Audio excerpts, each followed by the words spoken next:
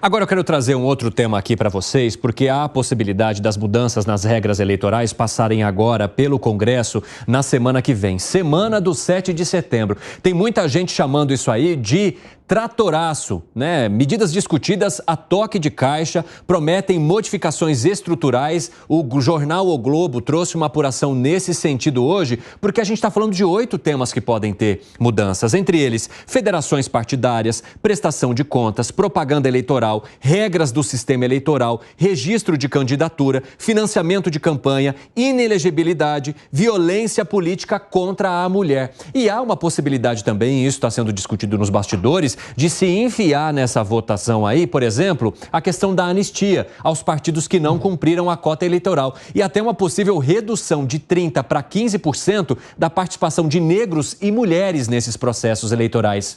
O que vocês acham dessa movimentação que vai acontecendo de forma silenciosa ali no Congresso, Gani? Olha, é tanta coisa. Bom, tem 2 temas aí que me interessam bastante, que um é o financiamento e aí o meu receio é que se aumente ainda mais o financiamento público de campanha. Acabamos com o financiamento privado, agora o financiamento é público e quem paga esse financiamento é a gente, né, da campanha do político. Um dinheiro que poderia estar sendo usado, por exemplo, para saneamento básico. Uma outra questão que me chama a atenção é em relação à anistia. Eu sou contra, Evandro, cotas. Por que eu sou contra cotas? Porque, vamos pegar no caso de mulher, não existe nenhuma lei que impeça a mulher entrar para a política. Da mesma forma, não tem nenhuma lei que obrigue a votar em homens. Todos são iguais perante a lei. Então, eu não gosto dessa ideia, dessa diferenciação. Eu acho que isso só traz ressentimentos, eu acho que isso acaba sendo até preconceituoso. Só que isso gerou um incentivo perverso. Como muitas mulheres não têm interesse tanto para ir para a política e tem a cota e aí os partidos para receberem mais verbas, criaram até as candidaturas fantasmas de mulheres, né? Justamente para receber verba. Tem um monte de candidatura fantasma. Você gerou um incentivo perverso. Mas o fato é que existiu uma regra, essa regra não foi respeitada, eu sou contra a regra. Mas uma vez que ela foi imposta, ela deve ser cumprida. Não cumpriram, então não tem esse papo de anistia, né? Rapidamente, Gani, Piperno, você acha que essa questão das cotas acabou se transformando num problema e que não haveria necessidade delas hoje para os partidos e para o processo eleitoral? Eu acho que a presença dessas cotas, nesse momento, continua sendo importante, sim.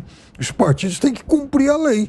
Uai, eles aprovaram isso. Como é que o partido que aprovou a cota, ele vai lá, desobedece e pede uma anistia? Não, isso, anistia eu sou... símbolo da cara eu tô contigo nesse ponto, Piperno. Não tem que ter anistia, não. Agora, a criação de cotas, né? Essa regra, isso eu sou contra. Né? E você, Piperno? Porque gera incentivos perversos. No caso das mulheres, eu sou a favor da cota, até porque a gente está falando de um ambiente aqui de América do Sul e que, em tese, todo mundo pode ser votado e pode, enfim, mas o fato é que o acesso de mulheres, por exemplo, a posições de destaques nas máquinas partidárias, historicamente, sempre foi muito mais difícil. Mas veja, Piperno, não tem nenhuma lei que impeça, não tem nada que impeça a mulher entrar para a política ou votar em homem. A gente tem uma presidente mulher, a Dilma Rousseff. Isso, uma mulher aqui. Temos senadoras, ministras. Mas você acha que a dominância de homens nesses partidos e no processo eleitoral justamente não iniba essas mulheres de participação, Gani? Então, mas nessas discussões, Evandro, sempre é esquecida uma palavra, que é a preferência. Talvez muitas mulheres não queiram entrar para a vida política. Por que agora eu tenho que estimular? Talvez elas simplesmente não queiram, elas queiram ir para outra atividade. Eu não vejo isso como um problema, é uma escolha da pessoa. Agora, quando você cria esse tipo de cotas, que é uma interferência do governo, isso gera toda uma desarticulação e gera o que a gente chama aí de incentivos perversos, né? Justamente não tem mulher suficiente, então vamos criar candidaturas fantasmas de mulher para receber verba partidária. Você acha que é um incentivo perverso, Gustavo Segré? Sim, senhor, concordo com o Alan. Eu sou contra as cotas. Mas, de qualquer maneira, me chama a atenção essa narrativa da esquerda, né? A igualdade do gênero. Aqui não aplica. É 30%. Não é igualdade do gênero. Então, é 30% de igualdade, 70% de não igualdade. Igualdade é 50 e 50, não é 30. Mesmo sendo contra as cotas, eu vou dar o exemplo, a Argentina tem cota obrigatória, 50 e 50, mas lá se escolhe por uma lista lençol, então que tem uma candidata mulher, um homem, uma mulher, um homem, uma mulher, um homem. E aí você pergunta para a pessoa, você entrou por competência? E a mulher responde, não, por cota. É degradante. A pessoa tem que entrar porque tem competência e tem mulheres muito mais capazes do que homens fazendo muito trabalho. Inclusive, tem teorias que dizem que se as mulheres governassem, as guerras não existiriam e muito provavelmente a corrupção também não. Mas aí é uma questão de responsabilidade eleitoral. Você, eu, quem vota, escolhe aquele candidato que gosta mais.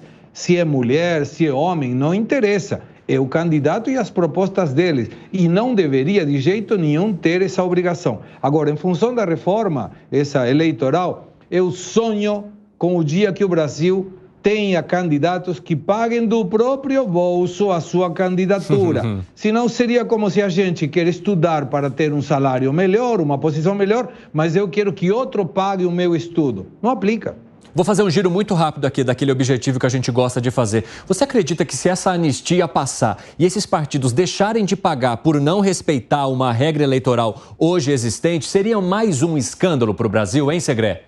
Deveria, claro, teria que ser um escândalo, não pode passar isso batido. Como vamos dar anistia porque políticos se colocam de acordo? E aí não tem oposição e governo não, Evandro. Aí é todo mundo de acordo com a mesma linha. Por quê? Porque se anistia por um erro que a gente cometeu, somos parceiros, somos parça, vamos relevar isso. Não, não tem que ter anistia nenhuma. Alan Gani. É claro que seria mais um de tantos outros, né? Aliás, anistiamos todos os corruptos envolvidos na Operação Lava Jato e desviaram bilhões de reais prejudicando o país. O que seria mais uma anistia, mas é claro que é lamentável. Piperno. O Brasil é o país das anistias, os marginais, assassinos, por exemplo, do golpe de 64. E lá vem você com o golpe de 64. Tem alguns... Anistia? Opa, anistia. Vamos falar de agora, da anistia dos corruptos da Lava Jato. Vamos falar. O assassino, por acaso, o assassino não é corrupto. O assassino, e os filhos dele estão fazendo política até hoje. Tem, inclusive, capitão que lambia botas de saco. Então, peraí, vamos acabar com a anistia. Vamos, em vez de anistia, vamos falar de impunidade. Vamos falar de impunidade. Impunidade de corruptos. Impunidade de pessoas que matam policiais, impunidade de bandidos.